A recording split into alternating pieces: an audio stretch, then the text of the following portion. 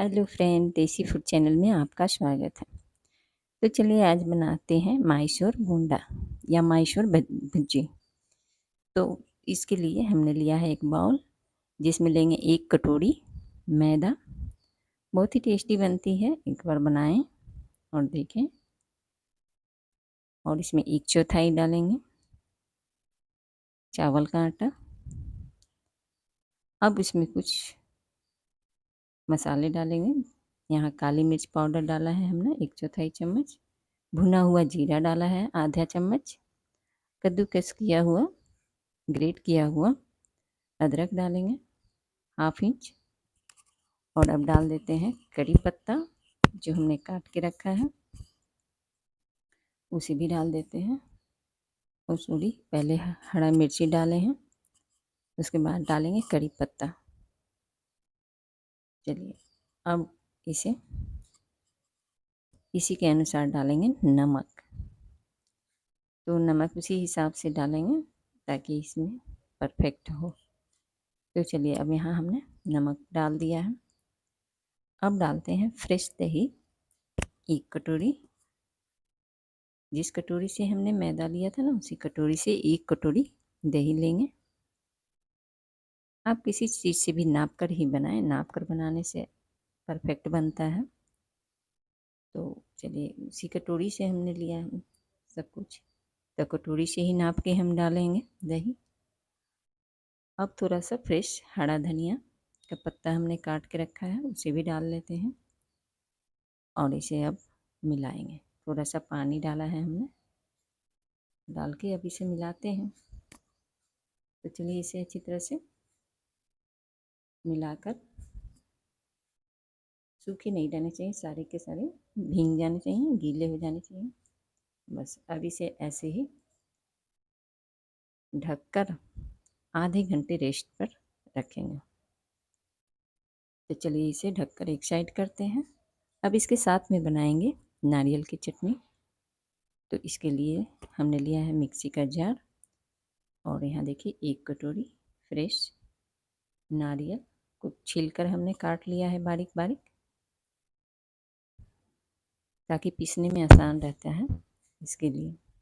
अब 5 से 6 हरी मिर्च डाली है हमने, कुछ अदरक के टुकड़े छोटे से डाले हैं, और 5 से 6 लहसुन की कलियाँ।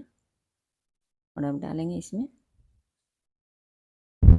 स्वाद के अनुसार नमक,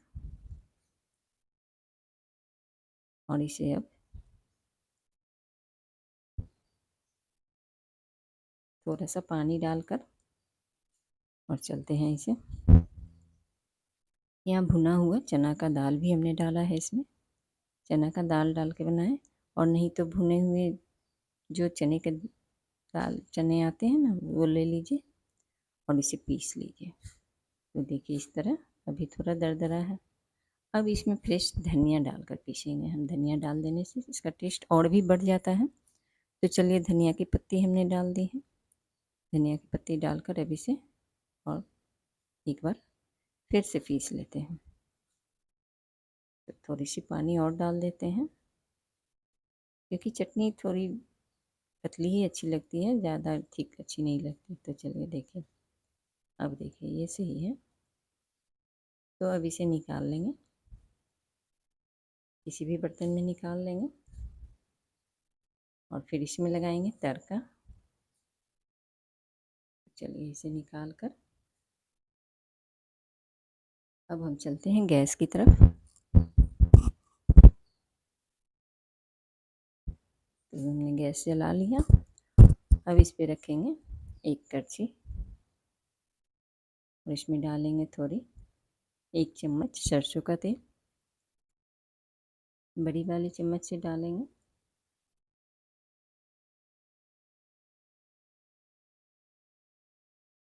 चलिए तेल हमारी गर्म हो जाएंगे, तो डालेंगे सबसे पहले आधी चम्मच जीरा। उसके बाद लेंगे 1 चम्मच राई, काली वाली राई ले लेंगे, और उसे डालेंगे। लीजिए अब राई भी अच्छी तरह चटकने लगे हैं। ये पूरी तरह चटक गई। अब डाल देते हैं थोड़ी सी करी पत्ते। तो चलिए अब यहाँ करी पत्ता हमने डाल दिया। अब ये पूरी तरह हो चुके हैं। अब इसे डाल देते हैं चटनी में। तो लीजिए चटनी तैयार हो गई। तड़का लगा दिया हमने। अब इसे ऐसे मिला लें अच्छी तरह। और अब इसे साइड करें। अब चलते हैं अपने मैसूर भूंडा की तरफ बनाने के लिए। तो चलिए अब इसे आधे घंटे हो गए हैं रेस्ट किए हुए। अब इसे देख लेते हैं। तो चलिए अब इसे हाथों की सहायता से मिलाएंगे अच्छी तरह से। तो एक ही डायरेक्शन में इसे थोड़ी देर हाथों से फेंटना है। ऐसे फेंटते रहें, अच्छी तरह से फेंट लें। थोड़ी देर फेंटेंगे ना तो ज़्यादा फूले फूले बनेंगे। तो इसलिए जितना फेंटेंगे उतना ही अच्छा ये फूलता है। चलिए अब इसे एक डायरेक्शन में थोड़ी देर तक अच्छी तरह से फेंट लेते हैं। देखिए इस तरह फेंटिए और फिर बनाइए। तो फ्रेंड, अगर हमारी वीडियो थोड़ी सी भी पसंद आती है तो लाइक सब्सक्राइब ज़रूर करें और कमेंट करके बताएं कि आप कहाँ से हैं। अब थोड़े से हमने यहाँ डाले हैं भुने हुए जीरा और थोड़ा आधा चम्मच मीठा सोडा। अब इसे भी अच्छी तरह से मिला लेते हैं।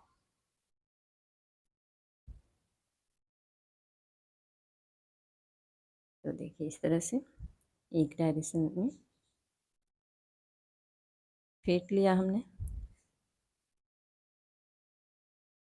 अब एक गैस पे रखेंगे एक पैन और उसमें डालेंगे ऑयल और हाथों की सहायता से ऐसे गोल गोल करके ऐसे ही गिराते जाएंगे गोल गोल। ये खुद ही फूले फूले से बन जाते हैं। आँच को ज़्यादा हाई नहीं रखना है, फ्लेम को मीडियम ही रखें। तो चलिए इस तरह से बनाते हैं। देखिए थोड़ी देर में देखिएगा खुद ही फूल फूल के ऊपर आ जाएंगे सब। देखिए कैसे फूल गए।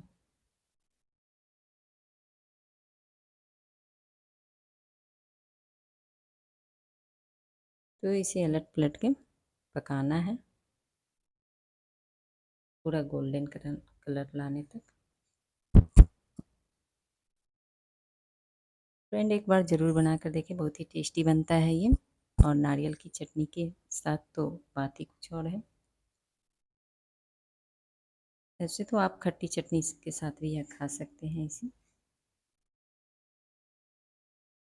तो देखिए इस तरह से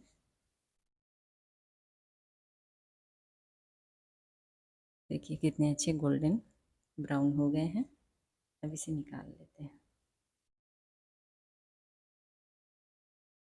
क्योंकि इसमें चावल का आटा है तो थोड़ा तो तेल एब्जॉर्ब करता ही है। तो इसे एक टिश्यू पेपर पे निकालेंगे ताकि जो थोड़ी बहुत तेल इसमें खिंच जाएगी निकल जाएगी। चलिए अब दूसरे फिर से डाल देते हैं। फिर से डालकर हमने छान लिया।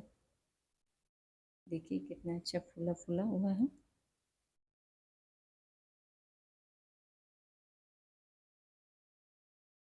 तो इस तरह से मैसूर भूंडा बनाएं और खाकर देखें। तो चलिए देखिए कितने अच्छे बन गए हैं। और ये ऊपर से तो बिल्कुल ही क्रिस्पी होते हैं, एकदम क्रिस्पी क्रिस्पी। चलिए आपको दिखाते हैं कितने क्रिस्पी हैं। तो देखिए ये लीजिए बन गए हैं नारियल की चटनी और मैसूर भूंडा। तो देखिए इसे आपको एक चम्मच की सहायता से दिखाते हैं। देखिए